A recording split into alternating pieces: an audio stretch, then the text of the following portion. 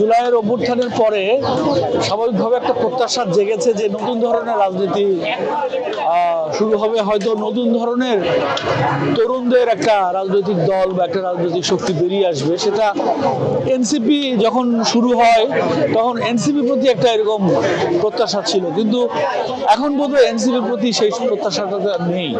এখন এই উদ্যোগটা দেখে আমার মনে হয় জনগণ বা জনগণের সচেতন অংশ যারা নতুন ধরনের রাজনীতি প্রত্যাশা করে তারা এই উদ্যোগের প্রতি লক্ষ্য রাখবে যে তারা কি করে। এটা তো খুব প্রাথমিকভাবে আমরা তাদের কথাবার্তা শুনলাম, তাতে মনে হলো ভালোই যে তাদের চিন্তাভাবনাগুলো সেটা প্রো পিপুল চিন্তাভাবনাই করছে।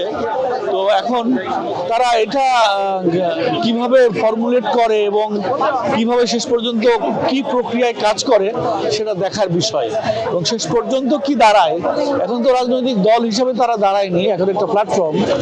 যখন তারা রাজনৈতিক দল হিসাবে সংগঠিত হবে এবং কাজ করা শুরু করবে তখন দেখা যাবে তাদের কাজের মধ্যে কোনো ডিফারেন্স লক্ষ্য করা যাচ্ছে কিনা, আসলে নতুন রাজনীতি তারা করছে কিনা, সেটা সেই ব্যাপারে কৌতূহল আমার থাকবে, আমার মনে হয় আমার মতো আরো অনেকের থাকবে। এ পর্যন্ত যা কিছু দেখছি আমি, মানে গত 1.5 বছরে নতুন কিছু ঘটেনি, নতুন কিছু রাজনীতিতে নতুন কিছু যুক্ত হয়নি, আগের মতোই সব চলছে। এবং এই যে নির্বাচন কেন্দ্রিক যে উৎসাহ উদ্দীপনা সেটাও ঠিক আগের মতোই, সমস্ত কিছু আগের মতোই আছে, নতুন কোনো পরিবর্তন আমি রাজনীতিতে দেখতে পাইনি।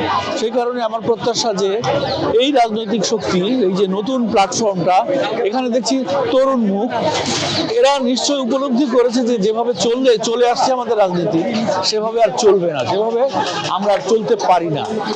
এই উপলব্ধিটা সম্ভবত তাদের মধ্যে জেগেছে এবং আমার মনে হয় সেই চেষ্টা থেকেই তারা এই উদ্যোগটা নিয়েছে। এখন দেখা যাক যে তারা কতটা সফল হয়, কতটা রাজনীতির নতুন কিছু যুক্ত করতে পারে।